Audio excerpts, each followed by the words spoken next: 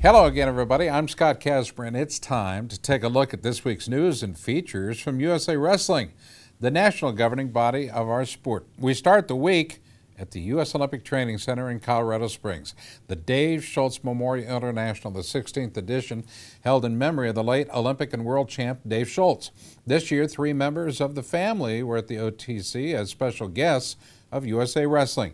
Executive Director Rich Bender made a special presentation to Dave's mother, Jeannie St. Germain, his sister, Shayna Davison, and wife, Nancy Schultz.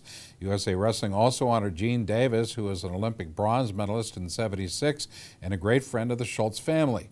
New to this year's event were the Outstanding Wrestler Awards, a customized watch designed by Rockwell Watches, each engraved with an image of Miyamoto Musashi, a 16th century warrior who inspired Dave Schultz. Well, the tournament kicked off with Greco-Roman, and Team USA had a tremendous day, winning 5 of the 8 available gold medals. Now, one of the most anticipated final bouts came at 132. Army teammates Spencer Mango and Joe Betterman battled for the gold. Mango's a 2-time Olympian, and Betterman a 2-time World Team member. The new international weight classes have placed these two friends in the same division. Mango scored first, but Betterman rallied back for a 4-2 score and the Dave Schultz gold medal. Betterman was named the outstanding wrestler in Greco for his performance.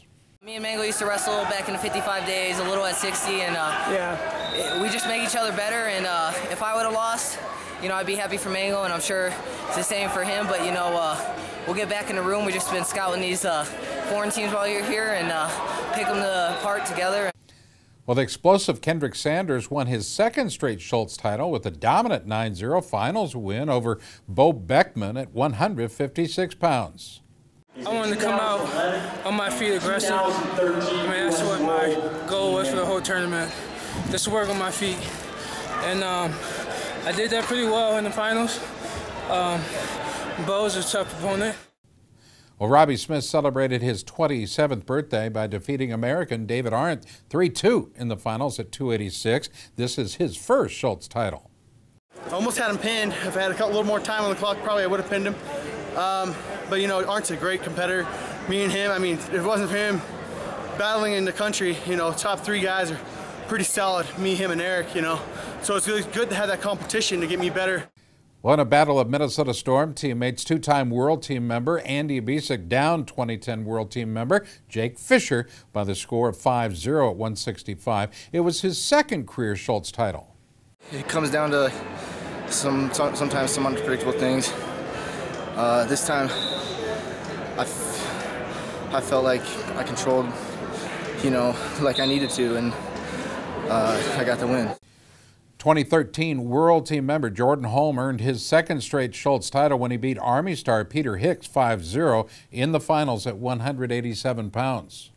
It's been a good tournament. We had a lot of good guys here, good foreigners. Kazakhstan and China and those guys, they're pretty respectable athletes that wrestled in the World Championship for their respective countries this last year. Along with me, they placed pretty high, and Pete and I both wrestled pretty tough, came through on both sides, beat those guys. Well, China went home with 2 individual champions. Fen Fi Yan took home a title with a pin over American Bryce Zadoris at 145 pounds in the finals. At 215 pounds, Dai Zhao stopped Urilin Iskakov of Kazakhstan by tech fall and won the gold medal. The other champion in Greco, Switzerland's Jonas Bossert, who won a 5-athlete round robin at 176 pounds. 4-0 the record for this athlete. Outstanding effort there. Kazakhstan would go on to take the team trophy while China finished in 2nd. National Greco-Roman coach Steve Frazier, well, he talked about the strong effort from the U.S. team. I thought we had a great day today. It was a good day for Greco-Roman wrestling, for the U.S. guys. We wrestled a lot of tough matches with tough foreigners, and we won them, most of them. And so, yeah, it was a wonderful day. More from the Schultz International when we return. Stay tuned.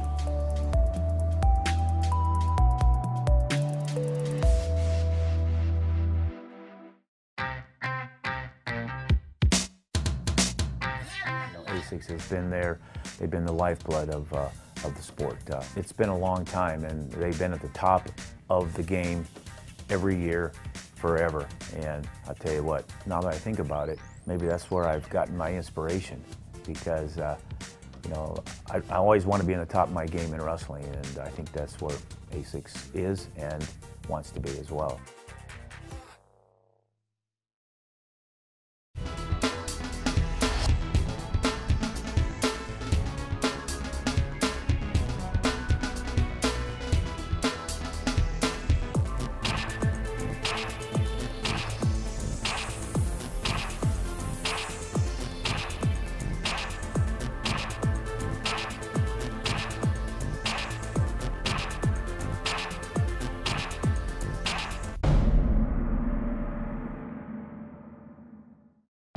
Hi, I'm Wayne Boyd, Director of Operations and Development for Titan Mercury Wrestling Club. The club was founded to help wrestling worldwide, especially at our senior level, of course at the collegiate level and the high school level. But the most important level for Titan Mercury Wrestling Club is the kids level. And these are some of the guys today that will be tomorrow's Olympic champions. Let's hear it, guys. Titan Mercury! That's Titan Mercury Wrestling Club, San Marino, California.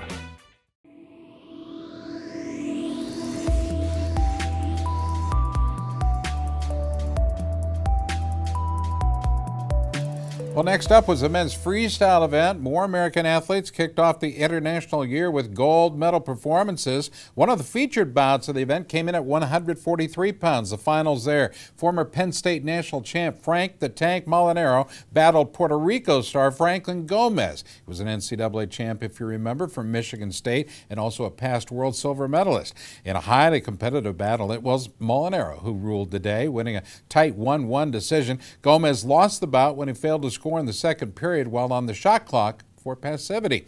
Molinaro's win showed just how quickly he's become a top contender in freestyle. He was later named the OW for his performance as well. Kind of stuck to my game plan. I wanted to make it a very physical match with my hands, very heavy hands, clubbing, constantly staying in his face, giving him zero space, and matching him when he's getting low. Just didn't want him firing off one of those double legs. Well, capturing the Schultz for the second straight year, former Iowa State national champ John Reeder. He beat two-time NCAA runner-up Robert Hamlin from Lehigh. That was in the finals at 189 pounds. It was a dominant performance by Reeder, 11-0 the final, and that was a tech fall. Reeder's now the USOTC resident athlete in training and won the title on his home mat. Being taken down, it's putting it past and looking to score points. And him was a tough kid. And I needed him out real quick in that match. At least I know I don't got a glass jaw. Young star Tyrell Fortune, who finished second at the 2013 U.S. World Team Trials, blanked American Gerard Trice 5-0 in the finals at 275. I just wrestled smart, didn't try to get caught in anything stupid. Took it when it was there, and that was it. I mean, I probably was wrestling a little slow, but it was okay. We're good friends. One of the international champs is a very familiar face to Americans and the American wrestling scene. Bulgaria's Georgi Ivanov went to high school in Iowa, was a Division II runner-up at Nebraska Omaha before finishing his career at Boise State. In the 154-pound finals, Ivanov stopped Beksad Abdurrahmanov of Uzbekistan, who wrestled for Clarion, and he's now wrestling for the New York AC. The final of that battle, by the way, 5-2. I was fortunate enough to get invited to wrestle for the Bulgarian team, and coach and all the guys supported me 100%, so I'm thankful to them. Thank you guys, and I appreciate it. One of the most exciting stars of the event was young Alexander Bogmayev of Russia, who put on an offensive display, to say the least. 11-0 tech fall over world silver medalist Amit Kumar in the finals at 134. Russia would finish with three individual champs. At 125, it was Omaksaran who beat American Zach Sanders by tech fall, 12-0 the final. 213, it was past cadet world champion Georgi Gogayev who beat Dustin Kilgore, an NCAA champ for Kent State, 10-0 the shutout score there. The other individual freestyle champ, junior world medalist Parveen Rana of India. He beat American Dan Valavant in the 163-pound finale, 5-0 the score. The Titan Mercury Wrestling Club went on to capture the team title while Russia finished in second. National freestyle coach Zeke Jones talked about the performance of Team USA. We had a 2-week training camp that culminated in the Dave Schultz tournament. I like, where we're at. I think we're making progress. I think the young kids did a nice job today. We need that youth injection within the program, and I think it showed up today. Well, the final day of action featured women's freestyle, and the tournament, well, it was loaded. The largest field of all three styles, 6 world champs and more than a dozen world or Olympic medalists registered to compete. One of the most anticipated finales came at 152 pounds. 2008 Olympic bronze medalist Randy Miller of Team USA squared off with 2012 world champ and 3-time world medalist Elena Paraskova, also a member of Team USA. Miller returned to competition this year after taking 5 years off, but she showed us very little signs of rust, using her pure strength to score on 2 push-outs for a 2-1 victory. For Miller, it was her second career Schultz title. She was also named the Outstanding Wrestler for her performance. Elena's a tough competitor. You know, I don't know what it takes to beat Elena, but I'm out here trying to beat myself, learn and figure it out. Not beat Elena, but, you know, everyone. Now we go to 116. World silver medalist Helen Maroulis of the USA down past University World Champ and fellow American Catherine Fulp-Allen 8-0 in the finals. The title was the second for Maroulis at the Schultz. I couldn't decide between 58 or 53 to go this week, but I heard that Yoshida might possibly be wrestling 53 at World Cup. She stands in my way of a gold medal, and she doesn't go to that many tournaments, so I didn't want to pass up an opportunity to have a shot to wrestle her. Now we go to 165. University world medalist Erica Wiebe of Canada knocked off world champ Fengli Zhang of China 6-2, the score in the finals there. Wiebe talked about her clutch performance. I watched her all day, saw what her offensive eyes wanted to be aware of, and I went there, had a game plan, and executed it. And that's been my strategy going into all my big matches, and it's paid off.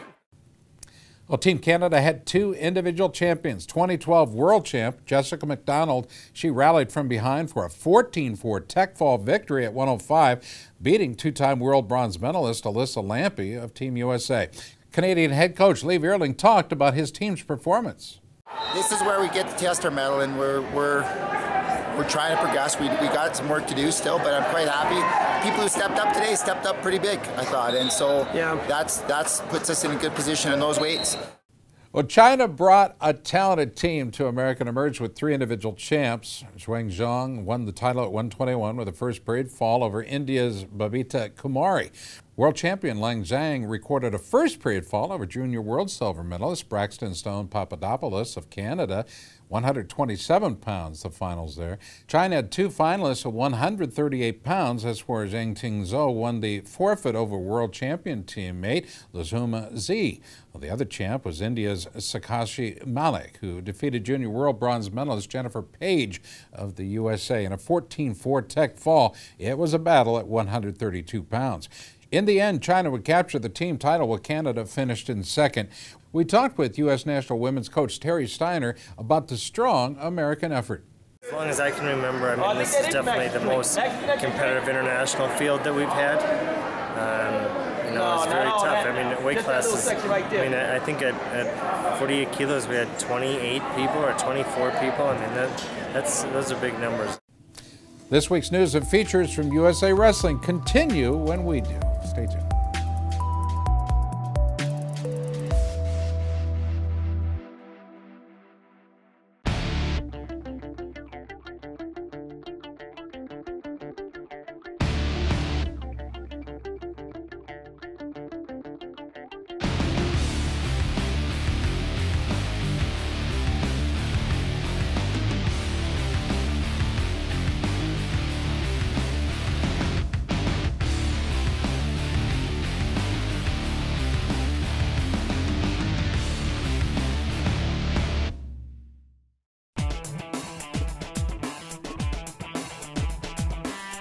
Each season, Liberty Mutual's Responsible Sports Community Grant Program awards $65,000 to youth sports organizations and school sports programs that demonstrate their commitment to responsibility in youth sports. Your organization could be one of our 20 winners this season. It's easy. Simply visit responsiblesports.com and click on the Community Grant Program. Administrators register their organization with the program, then reach out to rally parents, coaches, and team supporters to log on and review either the Responsible Sports Parenting or Responsible Coaching Guide. Then complete the quiz and showcase your mastery of the concepts. Every successfully passed quiz is worth a point that you can credit to your favorite youth sports organization or school sports program. Connect with friends, family, and neighbors supporters to rally more support. The teams and schools with the most points at the end of the grant period win. It's that simple. Watch the leaderboard throughout the grant season, then rally more of your supporters to increase your totals. Liberty Mutual is committed to celebrating and championing youth sports and to financially supporting organizations that demonstrate their commitment to responsible sports. Join the movement and start earning points toward your community grant.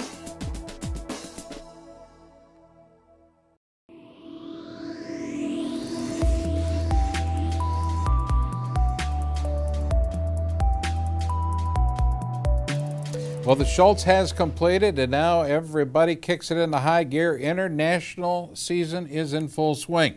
This weekend, a group of U.S. men and women freestyle athletes will compete at the Grand Prix of Paris in France, February 8th and 9th. The women's team will feature a pair of Olympians. 2008 world champ and 2012 Olympic bronze medalist Clarissa Chun will be in action at 105. 2012 Olympian Kelsey Campbell is back on the mats at 127.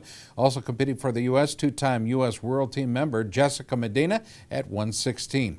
Leading the men on the freestyle effort, 2012 U.S. Olympian Sam Hayeswinkle at 125. Other stars on Team USA include two-time U.S. world team member Reese Humphrey at 143 and 2013 U.S. world team member Keith Gavin at 189. Over the next 2 months, there will be 8 U.S. teams in action in total. Among the nations where Team USA will see action, France, Cuba, Turkey, Bulgaria, Sweden, and Belarus. We, of course, will have updates on all of these exciting tours as the weeks progress. Well, USA Wrestling is pleased to announce that the World Cup of Freestyle Wrestling will take place in Los Angeles, California, March 15th to the 16th at the now famous Forum, and is presented by Chase. This historic arena served as home to the LA Lakers of the NBA, the Los Angeles Kings of the NHL, and the LA Sparks of the WNBA for many years. It was also the basketball venue at the '84 Olympic Games. Well, the top 10 men's freestyle teams worldwide will all compete at the Cup, which serves as the annual International Dual Meet Championships of Wrestling. It'll be the first time the event has taken place in the U.S. since 2003. Tune in next week for details on how you can order your tickets. Hosting events like the Dave Schultz Memorial here in the U.S. is a great opportunity to bring wrestling leaders and fans together. In addition to covering the exciting action from the Schultz, USA Wrestling Weekly caught up with some of the biggest international icons of our sport. At the Greco-Roman competition, a number of past U.S. Greco stars were in attendance, offering their support to Team USA. Caught up with 2008 Olympian T.C. Danzler, who still lives in the Colorado Springs area. It's good to always come out and just see what guys are still left from my era, but to come out and see the rule change and see Greco-Roman is getting back exciting, it's a good time. But I like the wrestling. I like what I'm seeing. 2006 world champ Joe Warren now competes in mixed martial arts for Bellator, but he remains very close to the international wrestling scene. May 2nd, I'll fight a Brazilian in Jersey for the World Championship, but I'm here at the Dave Schultz. Always honored to see some 11 Americans in the finals. We're real excited. You know, anytime we get to have a tournament here in Colorado Springs where our base is, you know, everybody in the area gets real excited. 2000 Olympic silver medalist Matt Lindland coached the 2013 U.S. Greco-Roman team and remains an active part of Team USA. It's great to have foreign athletes out here to train with. To get a different look, get a different feel. You know, the Europeans, the Asian guys do things a little differently than the American opponents, and so it's just good to get different looks for these guys. We're wrestling good this morning. We got some guys that are working their way through these brackets. Past world team member and Olympic trials runner-up Chris Saba is also quite active in USA Wrestling and the Greco-Roman program. Luckily, I think they're kind of moving back to, you know, the heritage of the sport, the longer match, the straight match, not segmenting it up. So, you know, I see it a lot the way that I used to wrestle, and they've kind of gone away from the, you know, the broken up match. So I think it looks good. I think there's some good wrestling here, and I think they're going in the right direction. Well, the men's freestyle event at the Schultz brought together several of the active leaders of our sport, including Noel Thompson. He plays a big part in several wrestling organizations, including Beat the Streets New York, the National Wrestling Hall of Fame, and the Titan Mercury Wrestling Club. Got to keep the energy going, I mean, and continue to bring sponsorships into wrestling. You know, TV, you know, continue to show and tell our story. Once we lose the momentum of telling our story, then we're forgotten, right? We cannot never hide behind the Olympic rings. We got to be front and leading the Olympic rings. Hall of Fame coach and wrestling legend Bobby Douglas is now a freestyle coach with the Titan Mercury Wrestling Club. I think the Titan Mercury clubs and clubs that are emerging like that are really the future. Great diversity. We send a strong message that we're not going to sit by and let wrestling go by the wayside. We're going to do everything we can to fight and save wrestling. One of the great leaders of the San Marino, California-based Titan Mercury Wrestling Club, who took home the freestyle title at this year's Schultz, is Wayne Boyd, a longtime leader in our sport. I'm excited about the new people. A lot of our great guys, Oliver, Gavin, Mahalik, they're going to Europe, they're busy, they're not wrestling here, but we got guys that are coming in behind them that want to be good, want to be champions. More from the national governing body of your sport when we return. Stay tuned.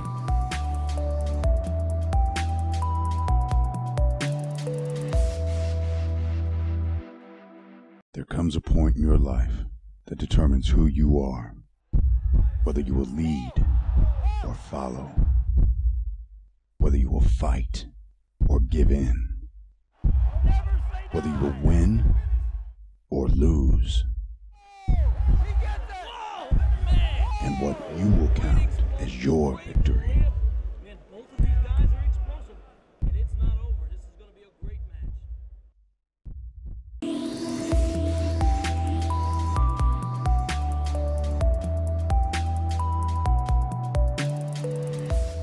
Well, there are a lot of reasons the U.S. had a strong performance at this year's Schultz, but perhaps the strong turnout from many of the top women's college wrestling programs helped. We had a chance to talk with a number of the college coaches who brought their teams to compete in Colorado Springs just 1 week after the women's college season came to an end.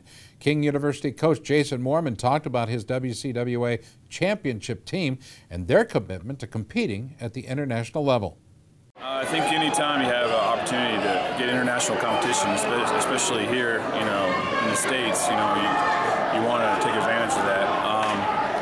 And, you know, also with 53 kilo and 60 kilo, you know, an opportunity to make the World Cup team for those girls. 2004 Olympian Takara Montgomery, who now coaches at Lindenwood University, talked about her athletes and her program. It's always a great experience to come out and compete at this level at the Olympic Training Center. I want my girls to always get the opportunities that I had. I came and competed at these international events in college. And ultimately, it wasn't just the international competitions or the college competitions that prepared me to wrestle at the Olympics. It was a combination of the two. Well, Lee Miracle coaches the women's program at Campbellsville University. They had a great first season on the college mats. We progressed the entire way through. The girls did every single thing that I asked them to do, and you know, they peaked at the right time. I think that was huge for us, and you know, so the next thing for us is just, you know, recruiting and getting our next class in and making our team that much more strong. One other program that was launched this year, McKendree University, coached by Sam Schmitz. A lot of them are young on our team, but for them to get here and see the competition, throw them out there, kind of like throwing them to the wolves, but I think they need it. You know, we've been working on stuff, and now they see it. You know, now they see how other girls are using it and how they can use it and apply it to their own wrestling. So it was really important. Well, just prior to going into production here today, FILA released their first athlete ranking of the new international year. The rankings have been expanded. 20 athletes ranked in the new 8 weight classes that will be used at the World Championships. I love it. The first ranking, Greco-Roman. U.S. has 2 stars making the cut there. It at number 6, 286-pounder Robbie Smith, 5th at last year's World Championships. The number 7 ranked wrestler at 130 pounds is 2-time Olympian Spencer Mango, also 5th at the 2013 Worlds. We'll have more updates on the men's and women's international freestyle rankings on next week's episode. We invite you to stay tuned. It's time for our USA Wrestling Photo of the Week. The pictures are sent in by families and fans from around the country and are being considered for the photo contest pages in our USA Wrestler magazine and our Facebook page as well. This week's photo was sent in by L. Langston with this photo of 6-year-old Jonathan Boyd of the Camden Wolverines in New Jersey. Look at him locking up an opponent in a recent competition. Good work. Have your photographs considered for our photo contest simply by emailing them to Gary Abbott at gabbott@usawrestling.org. Well, folks, we're running late to it. That'll do it for this week's show. From all of us here at USA Wrestling, I'm Scott Casper, and thanks for watching.